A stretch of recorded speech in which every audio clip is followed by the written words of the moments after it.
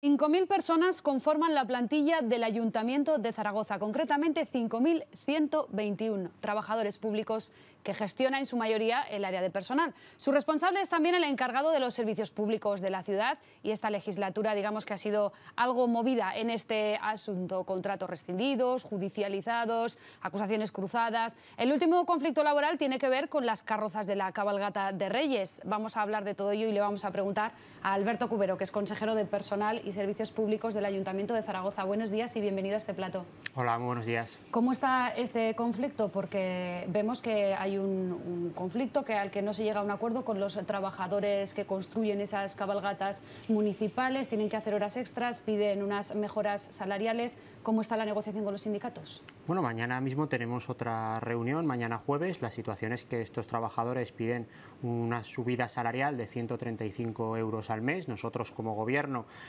consideramos que nuestra prioridad debe ser la generación de empleo y la recuperación de los derechos de los trabajadores. En ese sentido, ya se ha incrementado el salario un 6% acumulado en estos 3 años, además de conseguir las 35 horas laborales. Y en este colectivo, en este conflicto concreto, nosotros lo que hemos ofrecido es un incremento salarial de 50 euros al mes, sobre todo por no generar nuevos agravios comparativos con otros oficiales, con otros operarios y con otros maestros de otros servicios como deportes, cultura. En este sentido es la propuesta que lanzamos como Gobierno. Los trabajadores plantean que no sea de 50 euros, que sea de 135 euros, pero nosotros consideramos que también el dinero que tenemos en el presupuesto municipal, que sale de los impuestos de los ciudadanos, debe ir destinado a mejorar las condiciones laborales de los trabajadores, desde luego, pero también a la generación de empleo, que son ya casi más de 200 puestos de trabajo los que hemos generado en estos 3 años, y eso también es una prioridad porque socialmente el drama del paro continúa siendo un drama que azota a la clase trabajadora. Si no llegan a un acuerdo, ¿el Ayuntamiento tiene previsto un plan B para que puedan hacerse esas carrozas? Bueno, las carrozas se van a hacer por las propias brigadas. El problema está en cómo sacar las carrozas el día de Reyes, porque es un servicio que no trabaja los fines de semana ni los festivos. Si no hay un acuerdo y no se quieren hacer horas extras por los trabajadores, evidentemente ese trabajo se contratará por parte del Ayuntamiento a otras personas, a otras empresas. Desde luego, la cabalgata de Reyes no tiene ningún peligro y lo que hay que llegar es a un acuerdo en la mesa de negociación que satisfaga a las dos partes, pero que las dos partes tenemos que entender que hay que mejorar las condiciones laborales de los trabajadores, pero que también hay que generar empleo para todos esos trabajadores que están en la calle y que no tienen una alternativa laboral. De esa mejora de las condiciones laborales de los trabajadores públicos del Ayuntamiento de Zaragoza, ese ha sido uno de los objetivos desde que Zaragoza en Común llegó al Gobierno y que ha intentado durante esta legislatura, según han ido explicando. Uno de ellos también es la municipalización. Decían que aquellas áreas, aquellos trabajos que pudiera desempeñar directamente el Ayuntamiento y que supusiera también un ahorro de costes y unas mejoras salariales, que lo intentarían. Viendo todo lo que ha ido pasando, por ejemplo, el 010, la depuradora de la Almozara, ¿cree que esto era más fácil un poco desde fuera que ahora viéndolo desde dentro?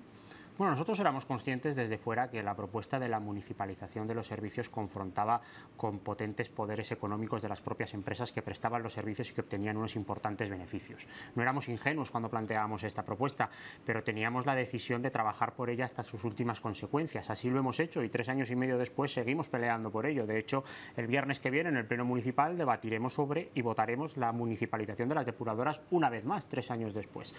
Esta apuesta ha sido una apuesta, que decir, complicada porque nos hemos encontrado con un bloqueo político en el Pleno Municipal, un bloqueo político que nosotros consideramos incomprensible por parte del Partido Socialista, que ha sido un grupo político que apoyó al Gobierno, que también en su programa lleva la gestión pública de servicios esenciales, como puede ser la depuración del agua, pero que a la hora de votarlo, tan solo Chunta Aragonesista y Zaragoza en Común han apoyado los procesos de municipalización y el Partido Socialista, sorprendentemente, ha dado sus votos a la derecha para hacer políticas de derecha, que es que los servicios sigan privatizados. Y más aún cuando es evidente, y lo decían los propios informes técnicos municipales, que los procesos de municipalización no solo son posibles, sino que son más baratos, que producen un ahorro económico para el Ayuntamiento de Zaragoza, que garantizan mejor las condiciones laborales de los trabajadores que los prestan. Y lo hemos visto con las trabajadoras del 010, que ni siquiera cobraban sus nóminas con una empresa privada y que cuando han sido municipalizadas por el Ayuntamiento cobran en tiempo y forma y ya no peligra su puesto de trabajo, pero además se puede garantizar una mejor calidad del servicio. Y lo hemos visto también con el 010. Hoy el servicio del 010 es accesible para personas sordas.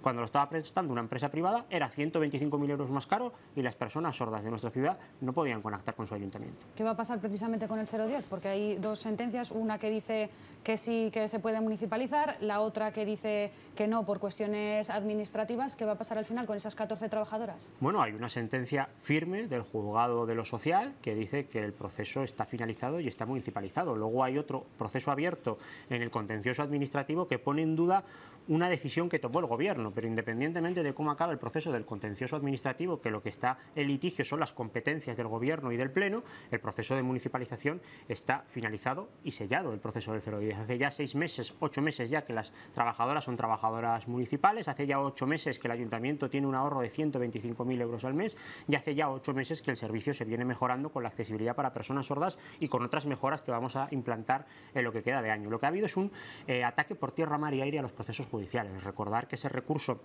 del contencioso administrativo es un recurso que plantea la Confederación de Empresarios, una entidad que no tenía absolutamente nada que ver en este proceso, que ni siquiera la empresa que prestaba el servicio Pirenalia era parte de la COE, pero está claro que al mundo empresarial, que al gran mundo empresarial no le gustan los procesos de municipalización, prefiere que los servicios públicos estén privatizados porque así sus empresas obtienen importantes beneficios. Nosotros consideramos que los servicios públicos tienen que primar la calidad del servicio y los derechos de los ciudadanos y de los trabajadores, y que eso única y exclusivamente se garantiza desde lo público, y que por lo tanto la remunicipalización de los servicios es una de las prioridades de este Gobierno, la ha sido, la es y la continuará siendo.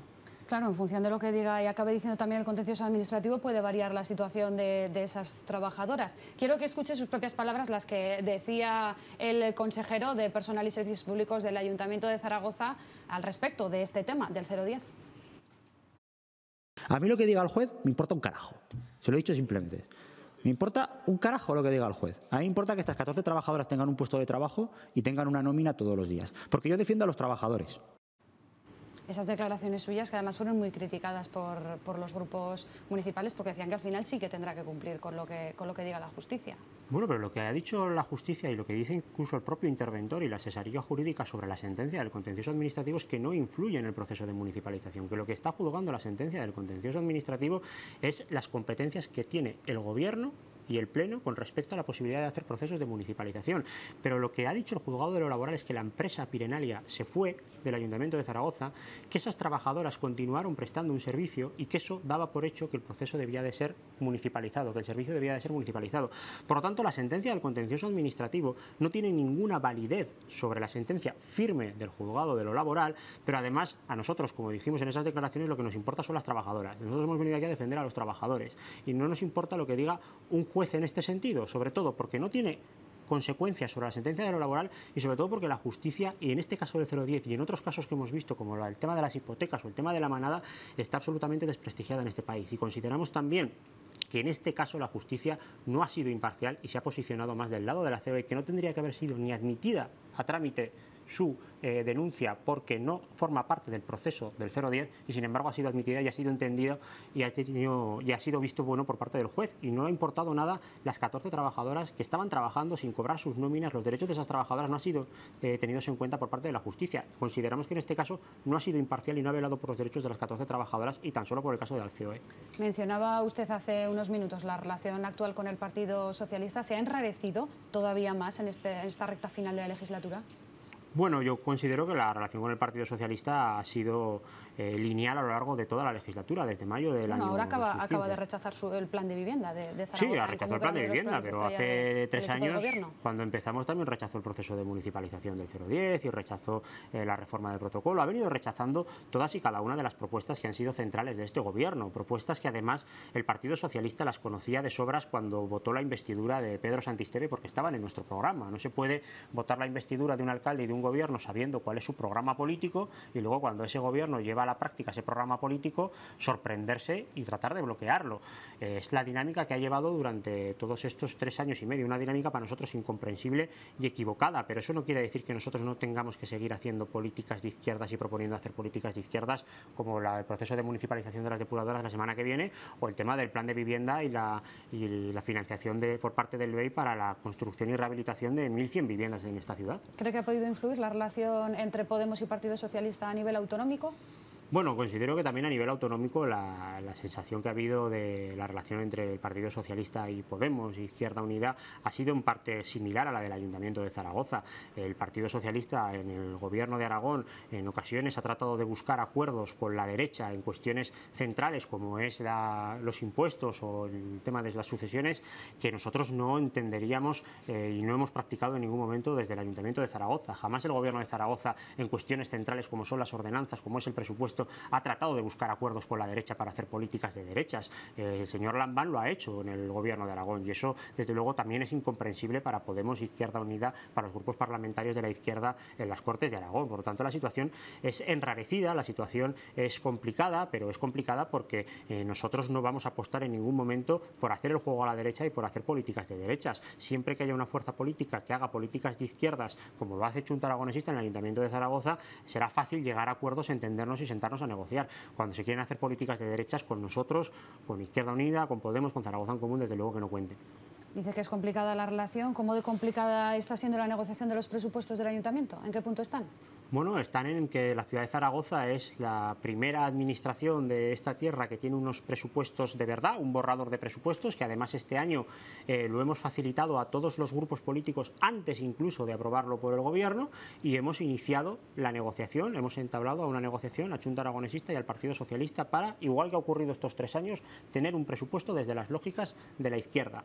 Desgraciadamente, tan solo Chunta Aragonesista está cogiendo esa mano tendida por el Gobierno. El Partido Socialista no está queriendo ni sentarse a negociar, pero la verdad es que el presupuesto sigue las mismas lógicas de este año, un presupuesto expansivo, con un 2,5% más de presupuesto, alcanzando los 771 millones, gracias al buen trabajo que se está haciendo desde el área de economía, que nos está permitiendo reducir la deuda al 92% cuando la encontramos en el 124%, y eso nos está permitiendo pues hacer que la teleasistencia vaya a ser universal con este presupuesto, como prometió el alcalde en el debate del Estado de la Ciudad, o aumentar un 18% la inversión en vivienda para que la vivienda pueda ser un derecho. Y desde esas prismas, con Chunta Aragonesista, que es quien ha querido sentarse, nos hemos puesto a hablar y desde luego nos estamos poniendo de acuerdo muy fácilmente. Desgraciadamente con el Partido Socialista no está pudiendo ser así. Y hablando de dinero, también tenían un desacuerdo con FCC respecto a la limpieza de las calles. ¿Cómo va a acabar esto? Porque han tenido varios desencuentros, ha habido una rescisión, luego tiene que cumplir la empresa de forma obligada el servicio, pero el ayuntamiento no está de acuerdo con la factura que le pasa mensualmente. ¿Cómo va a acabar todo esto al final? Nosotros, cuando llegamos al Gobierno en el año 2015, defendíamos que se podían hacer otras políticas, que las políticas de austeridad y de recortes que habíamos vivido desde el inicio de la crisis económica no eran las únicas políticas que se podían hacer, que también se podían hacer políticas para la mayoría social trabajadora. Y una de ellas era la privatización y externalización de los servicios. Y nos encontrábamos como servicios esenciales para nuestra ciudad, como la limpieza, el mantenimiento de los parques y jardines o el transporte urbano, estaban en manos de grandes empresas a las que no se les controlaba en absoluto y obtenían pingües beneficios de las arcas municipales. Nosotros empezamos este Gobierno fiscalizando a esas empresas, viendo lo que cumplían y lo que no cumplían del contrato con el Ayuntamiento de Zaragoza, y descubríamos que había muchísimas cosas que estaban incumpliendo y que desde el Ayuntamiento de Zaragoza hemos comenzado a sancionar, porque teníamos la capacidad de poder sancionar a esas empresas. FCC, por ejemplo, en la anterior legislatura tan solo recibió una sanción en 4 años, y gracias al trabajo de mi compañero y camarada Raúl Ariza desde el Grupo Municipal de Izquierda Unida, y este año desde el Gobierno de Zaragoza en Común, FCC tiene decenas de sanciones por servicios que estaba incumpliendo con la ciudad. Como Gobierno entendemos que en un momento además de crisis económica, donde la gente lo está pasando muy mal, no podemos permitir que estas grandes empresas, con los impuestos de los ciudadanos, obtengan esos pingües beneficios y encima a costa de que los servicios sean de peor calidad. Por lo tanto, hemos comenzado una fiscalización de estas grandes empresas que evidentemente estas empresas no han sentado bien, pero nosotros tampoco veníamos aquí a contentar a todo el mundo, veníamos aquí, como decíamos en el vídeo, a defender a nuestra gente, a defender a los trabajadores y a defender a los vecinos y vecinas de nuestra ciudad. Hablando de trabajadores, también van a convocar nuevas oposiciones de bomberos y policía local para el año que viene. ¿Cuántas plazas van a ser y en qué fechas? Porque como en mayo hay elecciones... Ese, como decía, es otro de los objetivos que hemos trabajado como Gobierno. Nosotros, cuando llegamos en mayo de 2015, nos encontramos una plantilla municipal que había perdido 600 puestos de trabajo. en los años de la crisis económica porque no había sido una prioridad la generación de empleo, y nosotros también queríamos demostrar que se podían hacer otras políticas en materia de personal, que se podía generar empleo desde lo público. Y hemos conseguido en 3 años, tan solo en 3 años, generar 200 puestos de trabajo. Frente a 600 que se perdieron en 8 años, en 3 años hemos generado 200. Y ese trabajo vamos a seguir haciéndolo. En los próximos días aprobaremos la oferta de empleo del año 2018, donde se incluyen plazas de bomberos y policías, pero donde se incluyen plazas de otras categorías. Una oferta de empleo que se ejecutará a lo largo de los próximos 3 años, pero que nos permitirá situarnos en mayo de 2019 con un aumento de la plantilla de 250 trabajadores. Para nosotros eso es una prioridad, y es una prioridad, como decíamos antes, cuando nos encontramos que el drama del paro continúa siendo un drama en la ciudad de Zaragoza. Entonces, ¿saldrán antes de mayo y cuántas plazas en concreto? El objetivo será también, una vez aprobada la oferta de empleo, sentarnos con los sindicatos para calendarizar esa oferta de empleo, pero nuestro planteamiento en esa mesa de negociación del calendario de la oferta de empleo es que tanto bomberos como policías puedan salir en el año 2019. Más a finales del 2019 que a principios, pero que salgan en el año 2019. Hablábamos antes de procesos judicializados. También tiene 2 procesos abiertos como investigado, uno como el resto del equipo de gobierno por Ecociudad y otro por el accidente que vivimos hace 2 años en la carpa de la cerveza en Valdesparteras. ¿Esperaba usted acabar como investigado? ¿Le piden 3 años de cárcel?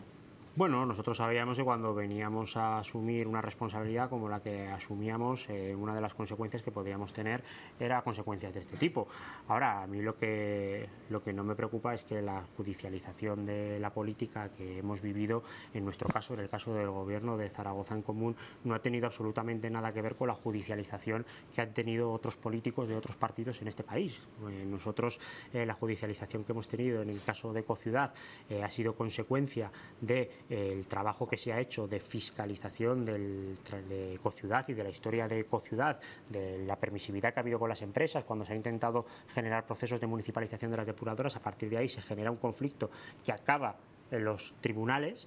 Y en el caso del Oktoberfest lo que hay es un accidente desgraciado que lleva con una víctima, que a partir de ahí pues, la persona lo denuncia y se trata de imputar al ayuntamiento, a un técnico municipal, y a mí en este caso yo creo que ese caso lo deberá de dirimir el juez, pero es evidente que un consejero de servicios públicos no está a ver si las vigas están bien colocadas o no, sino que firma los trámites cuando todos los informes técnicos además han sido favorables. Son 2 casos muy distintos de la judicialización y de las sentencias que hemos visto en otros casos por corrupción, prevaricación o malversación.